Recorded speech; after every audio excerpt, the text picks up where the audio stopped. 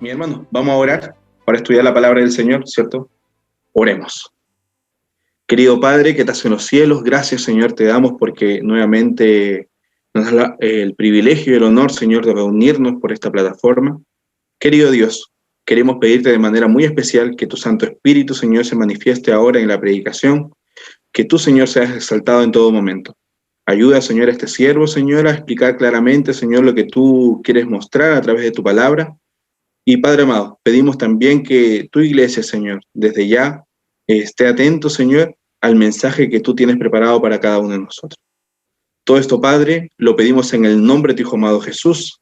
Amén. Mis hermanos, hoy les voy a hablar de una porción de la primera epístola de Juan. ¿Cuántos libros tiene escrito Juan en la Biblia? ¿Cuántos libros, cierto, tiene de su autoría? Ya dice 5, ¿cierto? 4 dice Sebastián, Francisco dijo 5, ¿cierto? Hermana Lucy dijo 5, Josué también dice 5. Es interesante, ¿cierto? Que hay 5. ¿Y cuáles son, Francisco? ¿Nos podría decir cuáles son los libros escritos por Juan, el apóstol Juan? Excelente, ¿cierto? Juan era un discípulo de Jesús. Él vivió, ¿cierto? Gran parte de su ministerio con Jesús. Era el discípulo amado, ¿cierto? Era alguien que verdaderamente conocía al Señor Jesucristo.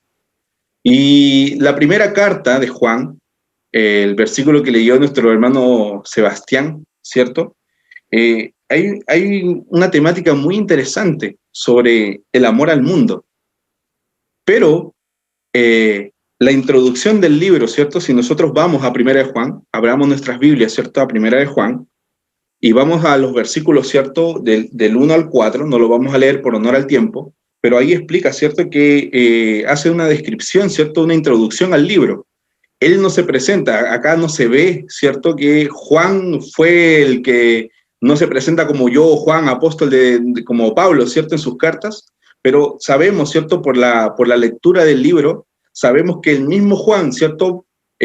Fue el que escribió esta carta. ¿Y por qué? Porque tiene mucho parecido, ¿cierto? A las cartas al Evangelio de Juan.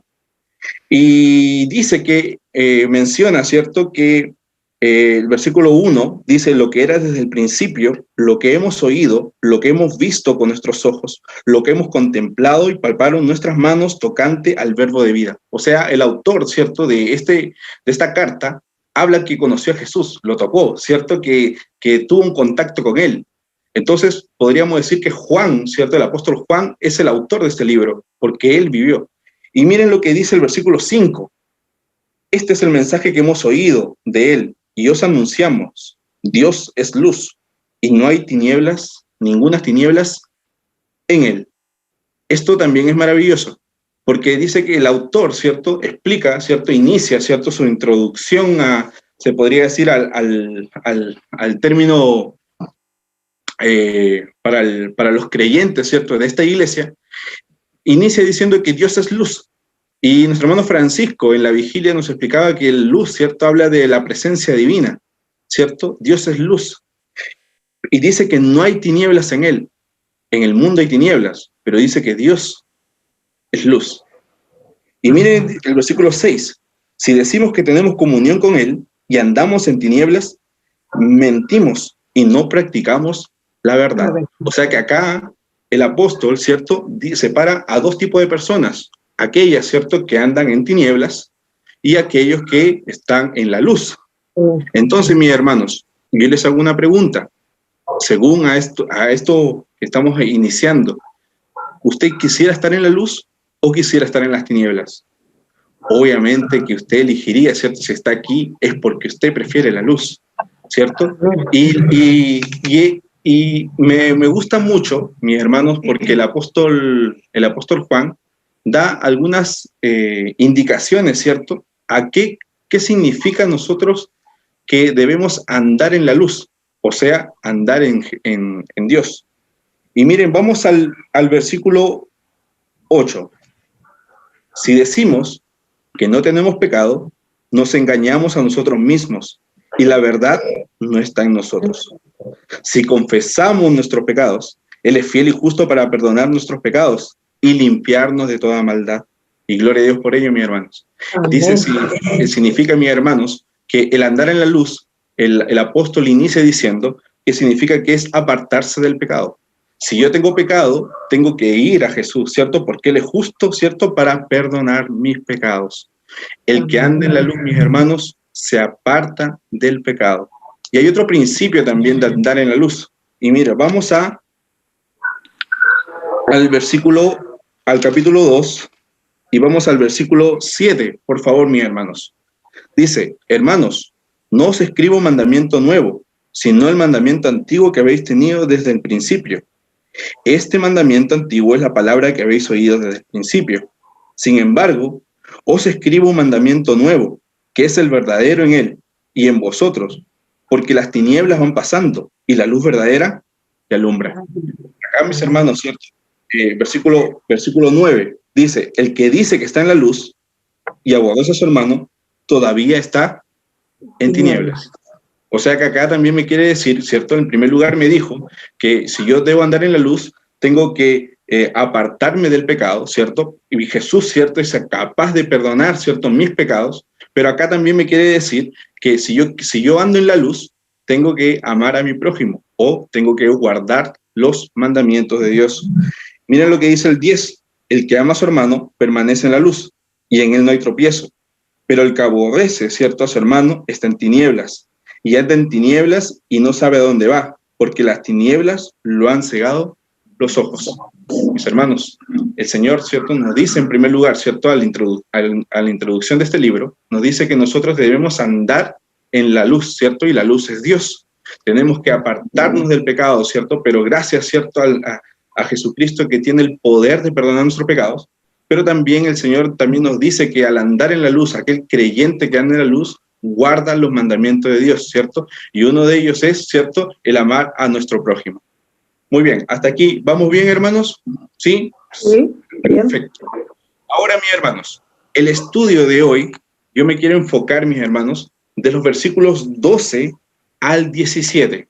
Y ese es me llamó mucho la atención este pasaje, porque tiene cosas muy ricas. ¿Saben qué? Yo disfrutaba cuando Francisco en el seminario JA decía, ¿no?, que lo maravilloso de las palabras, cuando estudiamos las palabras, encontramos un mundo nuevo, ¿cierto? Un universo nuevo y a veces que no tiene fin. No sé si a alguno de ustedes le ha pasado que ha encontrado un versículo bíblico y busca el significado de una palabra y esa palabra lo lleva a otra cosa y otra cosa, y aumenta el conocimiento a tal punto que a veces dice, wow, Señor, grande es tu sabiduría y cuán humano soy, ¿no?, para poder comprender todo lo que tú tienes por nosotros. A veces nos consideramos tan ínfimos, ¿cierto?, con todo lo que la Biblia nos tiene considerado para cada uno de nosotros. Y mis hermanos, dice, ¿cierto?, el versículo 12, vamos a leer 1 Juan capítulo 12, dice, os escribo a vosotros, hijitos, porque vuestros pecados os han sido perdonados por su nombre.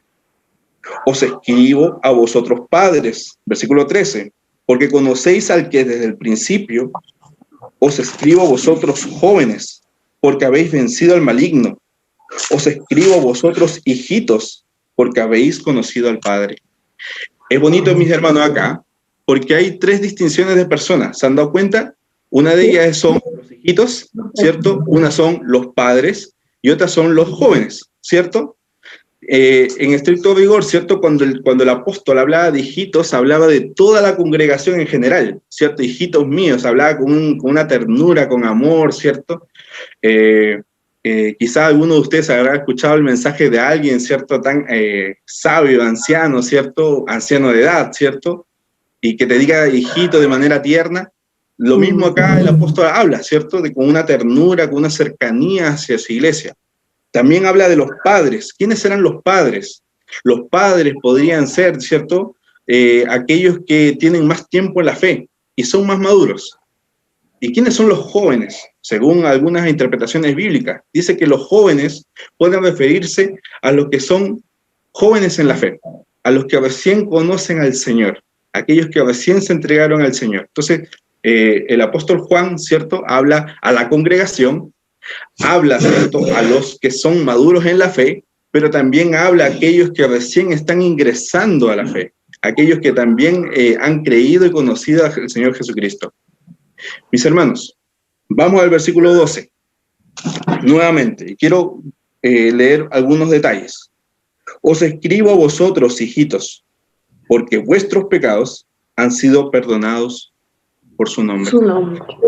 Esto es maravilloso, mis hermanos, porque acá me quiere decir, ¿cierto?, que todos los pecados, ¿cierto?, han sido perdonados.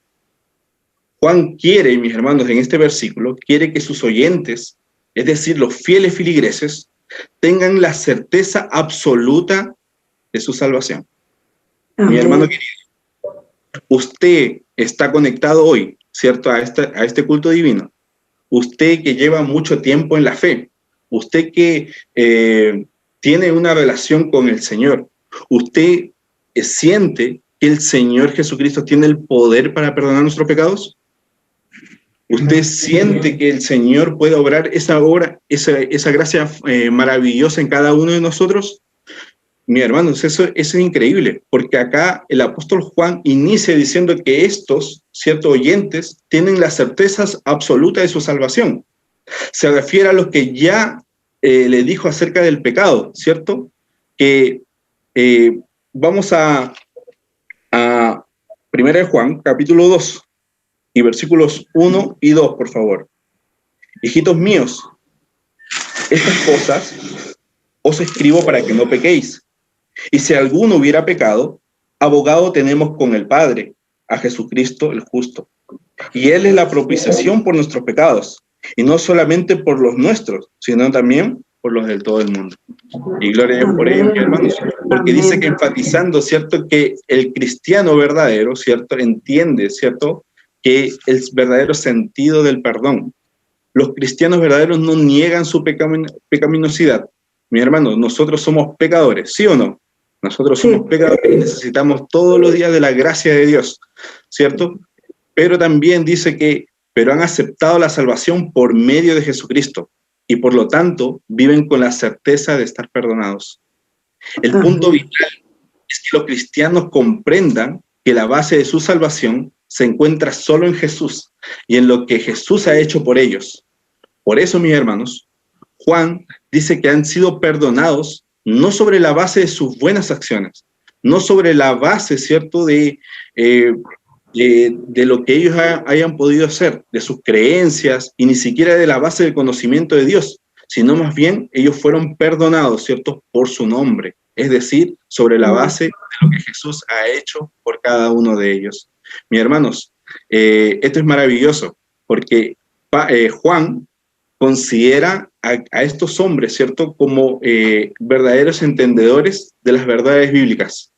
Estos hombres entendieron claramente qué significa el perdón para su vida. Y miren lo que dice el versículo, capítulo 1, versículo 9. Vamos a la primera epístola de Juan. Dice: si confesamos nuestros pecados, Él es fiel y justo para perdonar nuestros pecados y limpiarnos de toda maldad. Y gloria a Dios por ello, mi hermano. Dice que cuando dice, vamos al versículo 12 nuevamente, de Primera de Juan, vamos a usar mucho el libro de Juan. Primera de Juan, capítulo 2, versículo 12, dice: os escribo a vosotros, hijitos, porque vuestros pecados han sido perdonados por su nombre. Habla aquí, uno podría decir que habla en tiempo pasado. Y claro que sí, habla en tiempo pasado, porque Dios, ¿cierto?, en su sacrificio perdonó nuestros pecados. Pero dice que esto tiene un efecto continuo hasta hoy, mis hermanos. Si yo pequé hoy, tengo la oportunidad de acercarme al trono de la gracia, ¿cierto?, a clamar por misericordia. Y gloria a Dios por ello, mi hermano. Amén. El perdón no para, mi hermano. El perdón sigue, persiste. Pero está en nosotros si nosotros queremos acercarnos al trono de la gracia. Muy bien, hermanos, esta mañana, así como los creyentes de esta iglesia a la que escribe Juan, usted, mi hermano, quiero nuevamente preguntarle, ¿usted se considera salvo? ¿Tiene la seguridad en ello? ¿Usted cree que Jesús tiene el poder de perdonar pecados en su vida? Amén. Y espero que ese sea el sentir, mi hermano, verdadero. Si nosotros queremos andar en la luz, ¿cierto? Si nosotros tenemos que alejarnos del pecado, si nosotros tenemos que guardar los mandamientos de Dios, ¿cierto? Al andar en la luz, pero también el Señor me enseña, ¿cierto? Que es un Dios perdonador, ¿cierto? Aquel que siempre va a Dios, ¿cierto? A su trono de la gracia. Muy bien. Versículo 13. Vamos a primera de Juan, capítulo 2, y el versículo 13.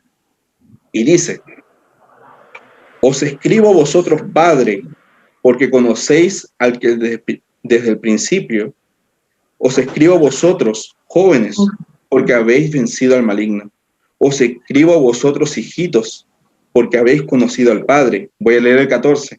Os escribo a vosotros, padres, porque habéis conocido al que desde el principio. Os he escrito a vosotros, jóvenes, porque sois fuertes, y la palabra de Dios permanece en vosotros, y habéis vencido el maligno. ¿Saben qué, mis hermanos? En estos versículos hay dos aspectos importantes de los creyentes. Uno era el perdón de los pecados, ¿cierto? Que ellos reconocen a Jesús como el perdonador, ¿cierto? A aquel que entrega el perdón, ¿cierto? A aquellos que se sienten salvos en Jesús, pero también los reconoce como aquellos que, hay dos aspectos importantes para entender. Uno de ellos es que estos conocen a la deidad. Y uno podría decir, en estos versículos se habla de Dios, se habla de Jesús, se habla del Espíritu Santo. Mire, versículo 13. Os escribo a vosotros, padres, porque conocéis al que desde el principio. ¿Quién es el principio? Dios. ¿Cierto? Pero hay un término específico, ¿cierto?, que habla la Biblia en relación a Jesús, Cristo, dice nuestro hermano Sebastián. Él es el principio, dice, ¿cierto? Y después dice, ¿cierto? En el versículo, al final del versículo 13, dice: os escribo a vosotros, hijitos, porque habéis conocido al Padre. O sea, estos creyentes, mis hermanos, conocen a Cristo, ¿cierto? Y conocen al Padre, verdaderamente. Y uno podría decir, ¿y dónde se encuentra el Espíritu Santo? Vamos al versículo 14. Y dice, la parte de abajo: y la palabra de Dios permanece en vosotros, y habéis vencido al maligno. ¿Quién escribió la palabra de Dios, mis hermanos? El Espíritu Santo, ¿cierto? El Espíritu Santo inspiró, ¿cierto?, a aquellos hombres a escribir, ¿cierto?, lo que Dios, ¿cierto?, quería dictar en su corazón a cada uno para la humanidad. Pero, mis hermanos, dice que el Espíritu Santo también está implícito en esto. Porque estos creyentes, mis hermanos, estos creyentes a los cuales Juan le escribe, él los reconoce y dice que ustedes conocen a Cristo, ustedes conocen al Padre y también tienen una relación estrecha con el Espíritu Santo. Mis hermanos, dice que al fin los verdaderos creyentes han llegado a conocer a Dios y siguen conociéndolo. Es decir, tienen una relación íntima con Él porque le aman. Ellos sienten que pertenecen a Dios. Mis hermanos, usted quiere ser en esta mañana o tarde ya, ¿cierto? Usted quiere ser como estos creyentes, ¿cierto? Estos hombres que tienen una relación íntima, ¿cierto?, con Dios, aquellos que lo conocen de verdad, que lo aman, ¿cierto?, que lo obedecen, ser cristianos, creyentes, ¿cierto?, que tengan una relación que verdaderamente valga la pena con Dios. Y mis hermanos, hay un segundo aspecto en esto. Hermano, hasta aquí vamos bien. No sé si ya, mi hermano, perfecto. Segundo aspecto. Dice que el versículo, vamos a leer de nuevamente el versículo 13, pero la parte final. Y dice: os escribo vosotros, jóvenes, porque habéis vencido al maligno. Os escribo a vosotros, hijos, porque habéis conocido al Padre. Dice que acá hace una declaración que hay algunos jóvenes, ¿cierto?, que vencieron al maligno. Versículo 14 dice que, en la parte final dice: y la palabra de Dios permanece en vosotros, y habéis vencido al maligno. ¿Quién es el maligno? Satanás, ¿cierto? Nosotros sabemos, ¿cierto? La Biblia describe a Satanás como el maligno. cuando se dirige a los jóvenes, ¿cierto? Por segunda vez, se repite la frase, habéis vencido al maligno. Pero aquí, mis hermanos, la ampliación se agranda un poco, porque dice que los jóvenes han vencido no solo al mal, sino a Satanás mismo. Juan reconoce a estas personas, a estos creyentes, como vencedores en Cristo Jesús, como que vencieron al enemigo. Son creyentes espectaculares. O sea, yo de verdad, son cualidades pero maravillosas que tiene esta iglesia. O sea, son creyentes que conocen a Dios, ¿cierto? Son creyentes que conocen a Cristo, son creyentes que tienen una relación estrecha con el Espíritu Santo, ¿cierto? Pero también dice que acá Juan los reconoce como vencedores del maligno. Estos vencieron a Satanás, ¿cierto? Porque ellos pertenecen a Cristo y reclaman su victoria. El lenguaje, ¿cierto?, original indica que al vencer ha sido alcanzado en el pasado, pero las consecuencias son una realidad continua. Mis hermanos, Jesús, ¿cierto?, venció a Satanás, ¿cierto? Nosotros sabemos en qué circunstancia.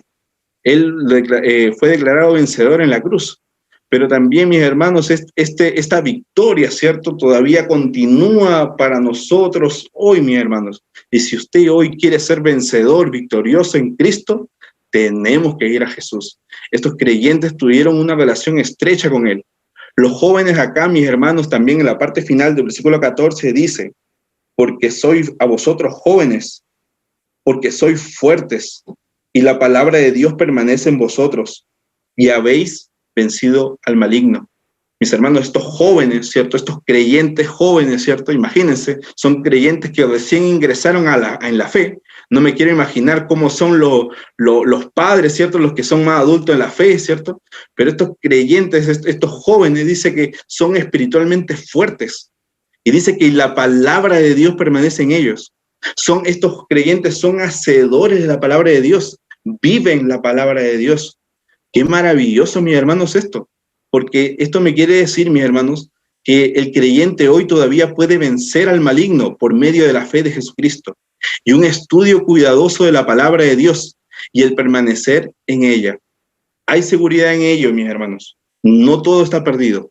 Dios hoy quiere entregarte la victoria sobre el mal. Estas características, ¿cierto? Estos aspectos que tienen estos hermanos, estos creyentes de esta iglesia, ojalá, mis hermanos, sea un deseo en nuestro corazón que podamos también tener este mismo reconocimiento, que el mismo Dios, ¿cierto?, nos reconozca con estas cualidades maravillosas, ¿cierto?, como el apóstol Juan a ellos. Dice, mis hermanos, en estos versículos se nos presenta la esencia de la vida cristiana. El perdón de los pecados, ¿cierto? Dios es el perdonador de pecados, los que acabamos de leer. Estos creyentes conocen a Dios, conocen a la deidad. Hay victoria sobre el pecado, ¿cierto? Pero también estos creyentes viven la palabra de Dios, tienen presente la palabra de Dios en su vida. Ahora, mis hermanos, descritas estas virtudes maravillosas de aquellos miembros de esta iglesia, el Señor de todo corazón desea que los miembros de su iglesia de Pedro y Valdivia hoy puedan hacer cambios, que la realidad, ¿cierto?, de aquellos hombres de esa época sean también la realidad para nuestra vida hoy como iglesia, como creyentes en Cristo Jesús. Ese es mi deseo, mi hermano. De verdad que deseo de todo corazón que este mismo vivir, ¿cierto?, esta experiencia cristiana que tenían estos hombres, sea una realidad presente también para cada uno de nosotros. Dice, porque estos creyentes y uno podría preguntar, mis hermanos, ¿por qué el apóstol Juan dice estas cosas, estas virtudes? Ahora, mis hermanos, vamos a los versículos 15, 16 y 17. Dice así, no améis al mundo, ni las cosas que están en el mundo. Si alguno ama al mundo, el amor del Padre no está en él. Mis hermanos, dice que Juan dice que estos creyentes, en los versículos 12, 13 y 14, describe, ¿cierto?, las cualidades maravillosas de ellos. Dice que estos creyentes están listos para los desafíos presentados después en los versículos 15, 16, 17. Vamos a estudiar un poquito estos pasajes, pero acá, mis hermanos, comienza con un imperativo, con una orden, ¿cierto? No améis al mundo. Y esto, mis hermanos, uno podría decir, pero ¿qué significa mundo? Bueno, no quiero darme como teólogo o algo por el estilo, pero nuestro hermano Josué, ¿cierto? Que tiene más experiencia con el griego, ¿cierto? Pero hay el significado de la palabra mundo, aquí habla de la palabra cosmos. Y cosmos, mi hermano, significa, ¿cierto? Que universo, la tierra, ¿cierto? La humanidad, la esfera de la existencia, y también mundo puede referirse a la vida opuesta de Dios. Si nosotros vemos rápidamente, del 15 al 17, hay 6 veces que aparece la palabra mundo. Entonces, esto quiere decir, mis hermanos, que hay una advertencia, ¿cierto? Hay una repetición a propósito, ¿cierto? Para darle importancia a este asunto. Y en términos, ¿cierto? Generales, ¿cierto? Las primeras cartas de Juan, la primera y la segunda de Juan, hay más de 20 veces que se menciona esta palabra. O sea, ¿y por qué Juan no menciona esto? Porque es algo de real importancia. En las epístolas, mis hermanos, de Juan, el término mundo es mayormente considerado como negativo. Es una connotación negativa, porque el mundo está en rebelión contra Dios. Y mis hermanos, no les voy a mencionar por honor al tiempo, ¿cierto? Porque ya se nos está yendo la hora, pero hay algunas referencias bíblicas como 1 de Juan, capítulo 4, versículo 14, dice que el mundo necesita salvación. Dice que el mundo clama por salvación. Dice 1 de Juan, capítulo 3, versículo 13, dice que el mundo es hostil y su pueblo también. Y ellos aborrecen al pueblo de Dios. 1 de Juan, capítulo 5, versículo 19, dice que este mundo está en poder del maligno. O sea que el controla el mundo es Satanás. 1 de Juan, capítulo 4, versículo 1, menciona, ¿cierto?, que hay falsos profetas, anticristos y engañadores en el mundo. O sea que el mundo, ¿cierto?, tiene una connotación negativa para este autor, ¿cierto?, de la carta. Finalmente, en 1 de Juan, capítulo 5, versículos 4 y 5, dice que finalmente el mundo necesita ser vencido. O sea, el mundo no va a estar para siempre. El mundo tiene que terminar. El mundo tiene que ser vencido porque hay cosas malas en ella. Y vamos a estudiar esto. Voy a adelantarme en una parte que, por honor al tiempo, pero quiero comentarles algo que... A ver aquí, ya. Dice, mis hermanos, hay a la primera lectura del versículo 15, dice que no améis al mundo, ni las cosas que están en el mundo. Podría crearse acá como una contradicción teológica, porque dice, por un lado, ¿cierto?, se nos dice que no amemos al mundo, pero por otro lado, la Biblia es clara al decir que Dios ama al mundo, ¿cierto? O podríamos decir, entre tanto, se nos dice que no amemos las cosas del mundo, no obstante, se nos amonesta una y otra vez en las Escrituras a amar a las personas, y las personas ciertamente están ¿dónde? En el mundo. Esta tensión, ¿cierto?, se debe a la diferencia de la matiz significativo del término, ¿cierto? Porque acá el Señor, ¿cierto?, cuando habla de mundo, amó a Dios al mundo, dice que amó ¿cierto?, a la tierra, ¿cierto?, en ese sentido. Pero también dice que en ambos contextos, en 1 Juan 2.15 dice, el término no significa el universo creado ni la raza como tal, sino la vida de la sociedad humana como está organizada bajo el poder del mal. O sea que acá el apóstol habla, ¿cierto?, de aquellos que están en rebelión plena con Dios, ¿cierto? Ese es el mundo que habla Juan, ¿ya?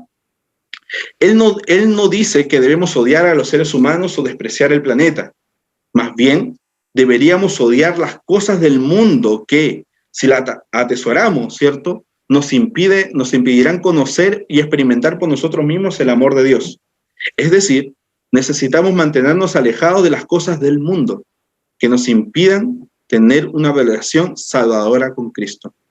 O sea, el apóstol, ¿cierto?, advierte que este es el mundo al que se refiere, ¿cierto? Es el mundo que está en rebelión con Dios, ¿cierto? Aquellas doctrinas, ¿cierto? Ahí vamos a ver un poquito más adelante. Mientras el versículo 15 es una amonestación bastante amplia contra amar al mundo, los versículos 16 y 17 se nos da razones por las cuales los cristianos no deben amar al mundo. Y miren lo que dice, vamos a leer de nuevo el 15, el 16 y el 17. Dice, no améis al mundo, ni las cosas que están en el mundo. Si alguno ama al mundo, el amor del Padre no está en él. Porque todo lo que hay en el mundo, los deseos de la carne, los deseos de los ojos, la vanagloria de la vida, no proviene de Dios, sino del mundo. ¿Saben, hermanos? Hay algo que me llamó mucho la atención en estudiar este pasaje, porque se nos dice, ¿cierto?, que el versículo 15 es una amonestación, inicia, ¿cierto?, el apóstol diciendo, no améis al mundo, ¿cierto? Porque dice, al final dice, si alguno ama al mundo, el amor del Padre no está en él. O sea, hace como una distinción. Dios, ¿cierto?, no puede convivir con el mundo, ¿cierto? Hay una separación. Si tú amas a Dios, ¿cierto?, tienes que alejarte del mundo. No puedes amar a dos cosas, tienes que amar solamente a una. Y obviamente el apóstol, ¿cierto?, invita a que nosotros amemos a Dios. Pero también dice, mis hermanos, que en el versículo 16 y 17 se nos da dos razones por las cuales los cristianos no deben amar al mundo. Y la primera razón, mis hermanos, la encontramos en el versículo 16. Y dice, por todo lo que hay en el mundo, los deseos de la carne, los deseos de los ojos y la vanagloria de la vida no provienen de Dios, sino del mundo. El apóstol, ¿cierto?, nos dice que nosotros no debemos amar al mundo. La primera razón es porque hay en este lugar, ¿cierto?, en este sentido espiritual, ¿cierto?, hay deseo de carne, ¿cierto?, hay deseo de los ojos y hay la vanagloria de la vida. ¿Y qué significan todas estas cosas, ¿cierto? Nosotros sabemos que en Gálatas capítulo 5, versículos 19 al 21, si alguno quiere buscarlo después, ¿cierto?, se mencionan algunas, los frutos de la carne, y después automáticamente vienen los frutos del Espíritu, ¿cierto? Aquellos que Pablo menciona que hay dos personalidades, ¿cierto?, en uno, ¿cierto? Una que tiende a la carne, ¿cierto?, que tiende al pecado, pero también están los frutos de aquellos que están en el Espíritu, que son los frutos, ¿cierto?, la fe, la paciencia y todo eso. Entonces, mis hermanos, los deseos de la carne, en estricto rigor para generalizar, se refieren a las pasiones mundanas, ¿cierto? A la sexualidad, dice que a los pensamientos, ¿cierto? A las decisiones activas de la vida diaria que están dominadas por la misma carne, ¿cierto? Incluye el comer y el beber entre los deseos carnales, ¿cierto? Ese es el deseo, ¿cierto? Que cosas que alejan de la comunión con Dios. Pero también habla de los deseos de los ojos. Nosotros sabemos, mis hermanos, que los ojos tienen dos perspectivas bíblicas. Una, que son los ojos, ¿cierto?, que podemos ver, físicos, pero también están los ojos espirituales, ¿cierto? Y el Señor nos llama la atención mucho porque tenemos que tener cuidado con estos dos ojos. ¿Por qué? ¿Alguien me podría leer Éxodo capítulo 20, versículo 17? Por favor, alguien de ustedes, no sé quién, hermana Flor, parece que está conectada. Sí. Éxodo capítulo 20, versículo 17. Lo leo. Ya me dirá. 20:17. Sí. Dice así el Señor. No codiciarás la casa de tu prójimo, no codiciarás la mujer de tu prójimo, ni su siervo, ni su criada, ni su buey, ni su asno, ni cosa alguna de tu prójimo. Muy bien. Mi hermano, entonces, bajo este texto, ¿cierto? La Biblia me enseña que la vista puede ser tanto física como intelectual. Los deseos de los ojos, aunque ciertamente están vinculados con la carne, van más adentro. Se refieren, ¿cierto?, a nuestros pensamientos, a nuestros deseos, ¿cierto?, de la mente, a las cosas que vemos y queremos para nosotros. Mi hermano, ¿nosotros podemos pecar con la vista o no? ¿Podemos pecar con los pensamientos? Claro que sí. ¿Cierto? Acá el apóstol, ¿cierto?, habla de que en el mundo hay deseos de la carne, hay deseos de los ojos, pero también hay un término también especial, que es la vanagloria de la vida. ¿Y qué significa la vanagloria de la vida? La vanagloria de la vida, mis hermanos, significa que es el tercer problema mencionado. Dice que se refiere a las posesiones materiales. Y uno podría decir, oye, pero ¿qué hay de malo en las posesiones materiales? ¿Cierto? Oye, si el Señor quiere bendecirnos de gran manera. Va, ¿cierto?, en el principio de que dónde están las posesiones materiales en relación a Dios, ¿cierto? ¿Será que las riquezas serán primero que Dios? ¿Serán que las cosas que yo tengo en mi vida, las cosas que de repente hoy tengo un notebook, ¿cierto? Algunos de ustedes tienen un celular para conectarse, ¿cierto?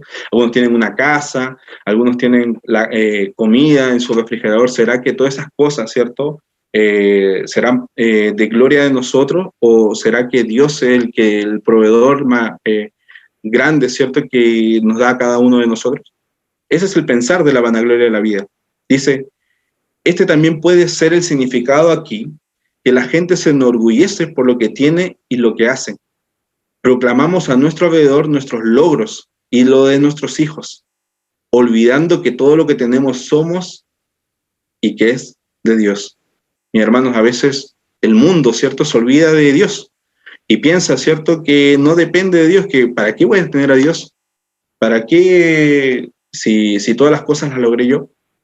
Ese no es nuestro pensar, ¿cierto? Nosotros creemos que Dios, ¿cierto?, es el que nos bendice, ¿cierto?, y el que nos da grandes cosas en nuestra vida.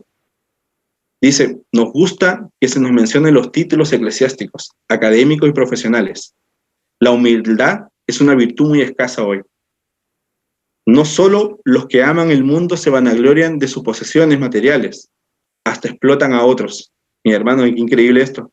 Porque a veces uno ¿cierto?, que tiene tan arraigadas las riquezas, ¿cierto?, que tan así, que se olvida del trato con su prójimo. Entonces el mundo, ¿se han dado cuenta ustedes que en el mundo hay tantas injusticias laborales, ¿cierto? Hay tantas injusticias con aquellos patrones que son muy malos, ¿cierto? Se enriquecen tanto, pero quizá a costa de la explotación, ¿cierto?, de sus trabajadores.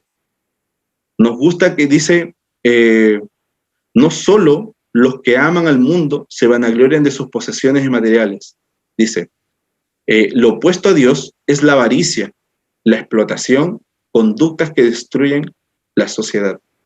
Mis hermanos, quizá alguno de ustedes, no sé si alguno de ustedes tienen cargo de jefatura. ¿Serán buenos jefes, cierto, con su subordinado? ¿Serán, tendrán conciencia con ellos? Bueno, espero en el Señor que sea así, ¿cierto? Dice, a diferencia, ¿cierto?, de nosotros los hijos de Dios, ¿cierto? Nosotros como hijos de Dios, ¿cierto? Todos nosotros nos consideramos hijos de Dios, ¿cierto? Cada uno de nosotros. Y gloria a Dios por ello. Dice, a diferencia de nosotros, dice en el Salmo 100, versículo 3, dice, reconoced que Jehová es Dios. Él nos hizo y no nosotros a nosotros mismos. O sea que Dios, ¿cierto? Reconocemos que Dios es el dador de todo. Dios es el creador de todo, ¿cierto? Dios nos formó, Dios nos dio todas las cosas. En contraste, cuando nos damos cuenta de que cada respiración, cada latido, todo lo que tenga alguna vez podamos tener o ser viene solo de Dios, de quien dependemos totalmente, entonces el orgullo será lo último que tenga cabida en nuestros corazones. Mis hermanos, ese es mi deseo, que nosotros tengamos, ¿cierto?, reconozcamos, que tengamos esta actitud ante Dios, como seres humanos caídos y pecadores, cuya existencia depende totalmente de la gracia y de la beneficencia de nuestro Dios, como seres totalmente incapaces de salvarnos a nosotros mismos de la muerte y la destrucción eterna, deberíamos ser humildes y mansos con respecto a nuestras vidas, no llenos de orgullo hacia ellas. Mi hermanos, el mundo dice que ofrece orgullo, pero nosotros, ¿cierto?, predicamos la humildad, ¿cierto?, al mundo, ¿cierto? Todo lo contrario, como que no hay unión en lo que predica uno. Es más, como decía la Biblia, dice que lo que nosotros enseñamos, lo que nosotros vivimos, lo que nosotros practicamos es locura para el mundo. Porque el mundo tiene una concepción de sí misma, pero nosotros creemos, ¿cierto?, que Dios, ¿cierto?, es el que debe primar en nuestra vida. Mis hermanos, la última parte, ¿cierto?, de 1 Juan, capítulo 2, versículo 16, dice, no proviene del Padre, sino del mundo. señala que el mundo, mis hermanos, es hostil. Está totalmente opuesto a Dios. Los dos son incompatibles. El orgullo, el prestigio, el poder y la posesión no valen nada en el reino de Dios. El sistema de valores de este mundo se pone patas arriba cuando Dios realiza la evaluación. ¿Saben qué, mis hermanos? Yo quiero decirles algo. Juan describe, ¿cierto? Inicia describiendo las virtudes, ¿cierto?, de estos creyentes, firmes en la palabra de Dios, ¿cierto?, que entienden el verdadero perdón, aquellos que guardan sus mandamientos, aquellos que viven, ¿cierto?, y conocen al Señor. Pero acá también el apóstol nos dice que nosotros debemos alejarnos del mundo porque el mundo totalmente nos va a alejar de Dios. Y hay una segunda razón para no amar al mundo. Y el versículo 17 dice así: y el mundo pasa y sus deseos, pero el que hace la voluntad de Dios permanece para siempre. ¿Saben qué, mis hermanos? Hay una segunda razón para no amar al mundo, porque el mundo es temporal. Y dice, ¿cierto?, que no tiene sentido, mis hermanos, amar a algo que es temporal. La Biblia nos dice que hay algo eterno. Es mejor y más sabio elegir lo que permanece. Al hacerlo nosotros mismos no permaneceremos, es decir, que viviremos para siempre. La humanidad está tentada a vivir para el momento, ser cautivada por el mundo material y atesorar solo lo que se puede ver. Mis hermanos, dice que el mundo es temporal y gloria a Dios por ello, porque todas estas injusticias, ¿cierto? Todas estas cosas ideologías, ¿cierto? Todas estas tendencias, algo por el estilo, son cosas que de repente van a terminar en algún momento. Pero dice que Dios, dice que aquellos que dice que hacen la voluntad de Dios, permanecen para siempre, van a prevalecer en esto, por la gloria de Dios, ¿cierto? Mi hermano, quiero pedirle a mi hermana Elizabeth, mi hermana, si puede buscar Colosenses capítulo 3, versículos 1 y 4. Y quiero pedirle a mi hermana Susana Tamayo, si puede buscar 2 Corintios 4, 18, por favor. ¿Leo, Juanita? Por favor. Colosenses 3, 1 y 4. 1 al 4, sí. 1 al 4. Si pues habéis resucitado con Cristo, buscad las cosas de arriba, donde está Cristo sentado a la diestra de Dios. Poned la mira en las cosas de arriba, no en las de la tierra, porque habéis muerto y vuestra vida está escondida con Cristo en Dios. Cuando Cristo, vuestra vida, se manifieste, entonces vosotros también seréis manifestados con Él en gloria. Amén, amén. Hermanita Susana Tamayo, 2 Corintios 4, 18. No mirando nosotros las cosas que se ven, sino las que no se ven, pues las cosas que se ven son temporales, pero las que no se ven son eternas. Amén, mis hermanos. Amén. Amén, ¿cierto? El mundo es temporal, pero las cosas, ¿cierto?, de Dios son eternas para nosotros, mis hermanos. Dice buscar las cosas de arriba, donde está Cristo, mis hermanos. Es donde nosotros como cristianos soy, ¿cierto? Porque estamos en el mundo, ¿cierto? Nosotros estamos en el mundo, sí, pero el Señor, ¿cierto?, nos llama a nosotros a buscar las cosas de arriba que son maravillosas para cada uno de nosotros. Y mis hermanos, ¿qué significa permanecer para siempre? El apóstol destaca el contraste entre la vida transitoria del que ama el mundo y la experiencia permanente, ¿cierto?, del que hace la voluntad de Dios. La muerte puede sorprendernos, hermanos, ¿cierto? Nosotros hoy día el Señor nos puede llamar al descanso, pero dice, pero esto tiene la seguridad de que la vida eterna va a seguir aún en nosotros, y por eso puede decirse que permanece para siempre. Mis hermanos, si hoy yo le entrego mi corazón a Dios, ¿cierto? Si yo, ¿cierto?, tengo, ¿cómo decirlo? Si nosotros estamos, ¿cierto?, con el Señor, ¿cierto? Si descansamos hoy, si el Señor me llama hoy día para dormir al Señor, tengo la seguridad, mis hermanos, que cuando venga el Señor por segunda vez, voy a resucitar, ¿cierto? Con aquellos que murieron, ¿cierto?, en la fe. Y esta es la garantía, mis hermanos, que es una muerte, pero temporal, ¿cierto? Porque después, ¿cierto?, va a ser vamos a tener una vida eterna. Dice, el que ama al mundo, ama lo transitorio. Los que están identificados con la muerte y el pecado, que irremediablemente perecerá con ellos. Con el paso del mundo y de su pecaminosidad, también desaparece el que ama el pecado, pero el que ama a Dios eterno, a su reino eterno y a sus permanentes principios de rectitud, permanecerá para siempre. Esa es una garantía, mis hermanos, que Dios nos quiere hacer recordar hoy. Mis hermanos, no nos pongamos tan cómodos aquí en este mundo. No nos olvidemos que este mundo es temporal. Nuestra meta, ¿cierto?, es eterna. Y eso hay que mentalizarnos hoy. No comprometamos nuestro amor a Dios, ¿cierto?, sucumbiendo a la atracción de aquellas cosas y actitudes que son hostiles a Él. Mis hermanos, quiero concluir este pasaje. Es interesante cómo el Señor hoy nos dice algunos aspectos. Dice, hoy nosotros, mis hermanos, aprendimos, ¿cierto?, que los cristianos genuinos tienen una relación íntima con la deidad. Hoy también, mis hermanos, dice que aquellos manifiestan una obediencia, ¿cierto?, amarlo, ¿cierto?, una obediencia, ¿cierto?, maravillosa. También han recibido fuerzas para conquistar el mal y tienen la palabra de Dios morando en ellos. Sus pecados han sido perdonados. Estos creyentes no aman al mundo, sino que lo rechazan. En aquellos es hostil y su causa. En lugar de amar al mundo, aman a Dios, recordando que este mundo va pasando. Mis hermanos, nosotros tenemos que recordar estos principios bíblicos, ¿cierto? El Señor nos dice que nosotros tenemos que permanecer en la palabra de Dios, ¿cierto? Nosotros podemos alcanzar la victoria al maligno, ¿cierto?, solamente a través de Jesús. Nosotros podemos conocer al Padre, ¿cierto?, con una relación, tener una relación diaria con Él, con el estudio de su palabra, con oración, ¿cierto?, y con testificación. Pero dice que también, mis hermanos, quiero pedir a Francisco si puede leer Filipenses 3:20, por favor, para finalizar. Leo.